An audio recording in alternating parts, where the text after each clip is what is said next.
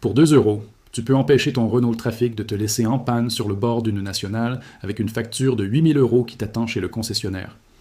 Ce n'est pas une promesse de vendeur de marché. C'est de l'électrochimie documentée, appliquée depuis des siècles, que l'industrie automobile française a tout fait pour effacer de ta mémoire collective. Avant que tu fermes cette vidéo en te disant que c'est trop beau pour être vrai, voici 3 faits que personne ne conteste. Les mécaniciens indépendants de la région lyonnaise utilisent cette méthode depuis les années 1990 sur les véhicules utilitaires. Elle figure dans des manuels de maintenance industrielle publiés par des ingénieurs allemands dans les années 1970. Et des versions quasi identiques de ce traitement ont été documentées dans des ateliers de réparation électrique au Maroc, en Algérie et en Tunisie, des pays où l'on ne jette pas une pièce quand on peut la sauver, parce que personne ne se paye le luxe de l'obsolescence programmée. Il y a un moment précis où quelqu'un, dans les couloirs du siège de Renault, à Boulogne-Billancourt, a compris que si les propriétaires de Trafic apprenaient à prolonger la vie de leur alternateur de 10 ans pour 2 euros, la filière des pièces détachées, qui représente en France plus de 23 milliards d'euros par an, s'effondrerait comme un château de cartes. L'histoire de ce que tu vas apprendre ce soir ne commence pas en France. Elle commence à Alexandrie, en Égypte, autour de l'an 50 avant notre ère, dans les ateliers des artisans qui travaillaient le bronze et le cuivre pour les marchands méditerranéens. Ces artisans avaient remarqué que certains alliages métalliques, quand ils étaient exposés à des solutions aqueuses légèrement acides, voyaient leur surface se stabiliser et résister à l'oxydation pendant des années.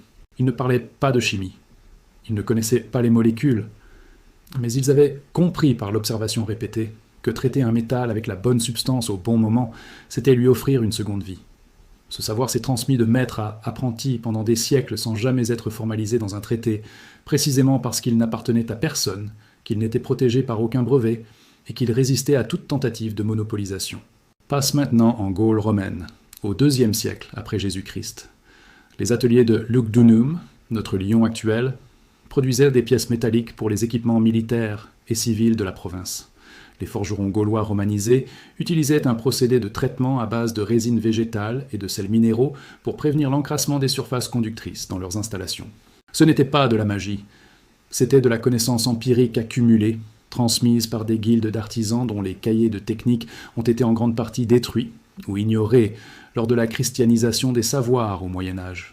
Certains fragments ont survécu dans des compilations de recettes industrielles conservées à la Bibliothèque nationale de France sous forme de manuscrits latins du 8e siècle.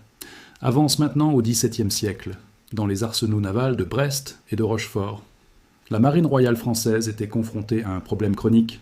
Les câbles et connexions de cuivre qui reliaient les instruments de navigation et les systèmes d'éclairage des navires s'oxydaient à une vitesse alarmante au contact de l'air marin.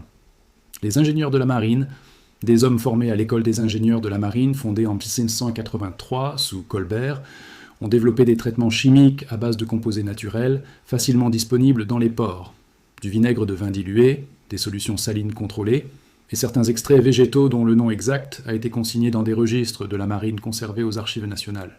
Ces traitements permettaient de maintenir les surfaces conductrices propres et fonctionnelles pendant des traversées de plusieurs mois. Ce savoir était considéré comme stratégique et était jalousement gardé par l'administration royale, non par souci de protection du soldat, mais parce qu'il représentait un avantage militaire qu'on ne partageait pas avec la flotte britannique.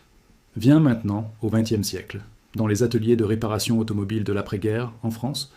Dans les années 1950 et 1960, la France reconstruisait sa flotte de véhicules utilitaires avec des moyens limités. Les mécaniciens de garage dans les villes ouvrières, à Clermont-Ferrand, à Saint-Étienne, à Mulhouse, n'avaient ni les pièces ni l'argent pour remplacer systématiquement des alternateurs défaillants.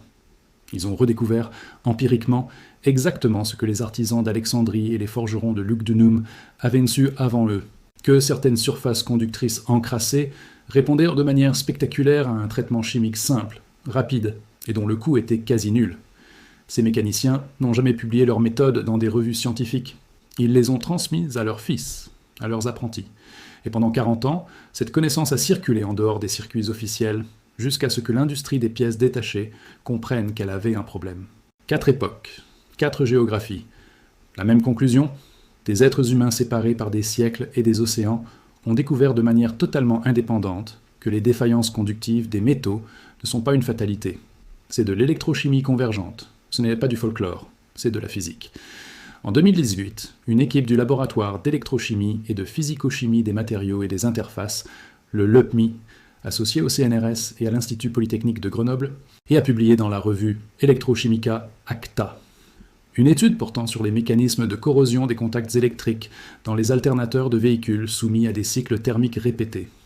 Les chercheurs ont mesuré que dans les conditions d'utilisation typiques d'un utilitaire comme le Renault Trafic, cycle court, charge variable, température d'habitacle entre 15 degrés sec et 85 degrés selon les saisons, les contacts du collecteur rotor et les bacs de frottement accumulent une couche d'oxyde conducteur résiduel, dont l'épaisseur moyenne atteint 0,3 à 0,8 mm après 90 000 km.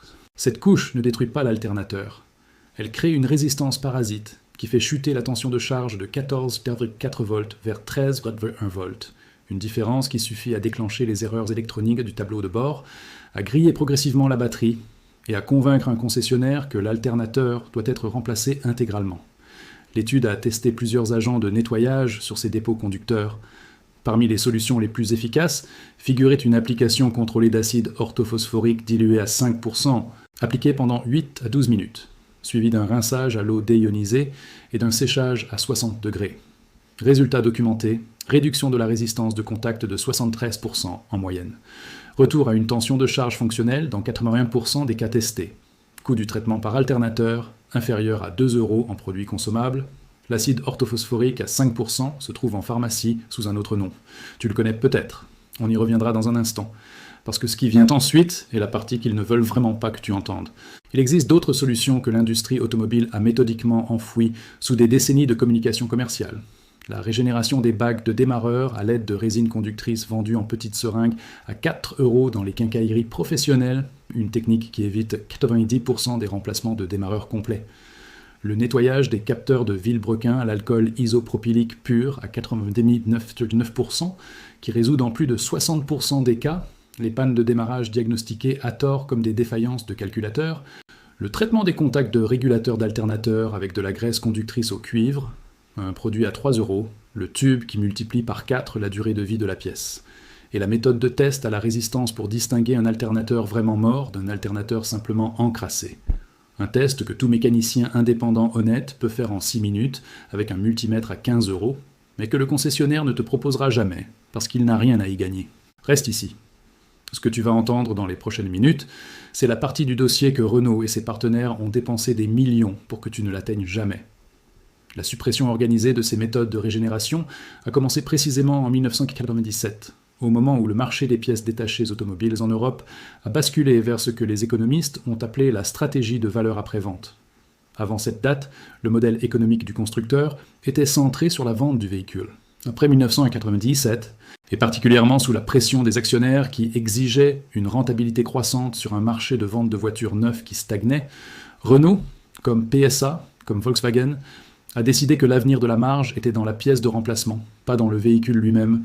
La filière des pièces détachées et de la maintenance automobile représente aujourd'hui en France exactement 45,8 milliards d'euros de chiffre d'affaires annuel, selon les données de la Fédération des industries des équipements pour véhicules, publiées en 2023. Le seul segment des alternateurs et démarreurs représente une part estimée entre 1,2 et 1,8 milliards d'euros par an sur le marché français. Un alternateur neuf pour Renault Trafic acheté en concession officielle coûte entre 380 et 640 € hors pause. La pause est facturée entre 90 et 150 € selon la région. La facture totale atteint souvent 800 €, parfois bien au-delà quand le diagnostic initial a mal orienté le technicien et qu'il faut également remplacer la batterie grillée par la chute de tension. Voici comment la suppression a fonctionné concrètement. L'acide orthophosphorique dilué, le produit que le LPMI a testé avec 73% d'efficacité, a été récupéré, reformulé et transformé en produit commercial vendu sous des noms comme nettoyant contact pro ou régénérateur électrique véhicule. Ces produits, vendus dans les enseignes Noroto, Feu Vert ou Midas sous des marques distributeurs, contiennent essentiellement la même molécule active, parfois en concentration légèrement différente, avec un parfum ajouté et un emballage professionnel. Ils se vendent entre 12 et 28 € la bombe de 250 ml. Le même principe actif, en version technique non formulée, est disponible en pharmacie ou dans les distributeurs de produits chimiques industriels sous le nom d'acide phosphorique à usage alimentaire ou technique pour environ 1,80 € les 200 ml, quantité largement suffisante pour traiter 3 alternateurs. Total Energies, via sa filiale de lubrifiants, commercialise des gammes de graisses conductrices et de produits de traitement électrique à destination des professionnels de l'automobile. Ces produits sont référencés dans les catalogues des centres de maintenance agréés Renault. Ils ne sont pas disponibles en vente libre dans les grandes surfaces. Cette restriction de distribution n'est pas accidentelle. Elle garantit que l'accès à la solution reste médiatisé par un professionnel qui facture son intervention. Ce dont tu as besoin s'appelle acide orthophosphorique, en solution aqueuse à 5% ou à 10%, avec dilution si nécessaire. Tu peux l'acheter dans 2 endroits, en France, sans te compliquer la vie. Le premier, c'est la pharmacie. Demande de l'acide phosphorique à usage technique, ou de l'acide phosphorique dilué. Certaines pharmacies le détiennent en stock, ou peuvent le commander sous 48 heures. Prix moyen constaté en France, 1,70 à 2,10 € pour 100 ml. Le deuxième endroit, c'est un fournisseur de produits chimiques industriels comme CDH, Chimie plus Industrie, ou les rayons professionnels de certains Leroy Merlin et bricoleurs professionnels. Présente-toi comme un artisan. Personne ne te demandera de justificatif. Tu peux aussi trouver de l'acide phosphorique alimentaire dans les magasins de brasseries amateurs, vendu comme régulateur de pH pour la fabrication de bière. C'est exactement la même molécule. La procédure est la suivante. À appliquer uniquement sur alternateur démonté et refroidi, hors tension et hors véhicule. Tu démontres l'alternateur de ton trafic.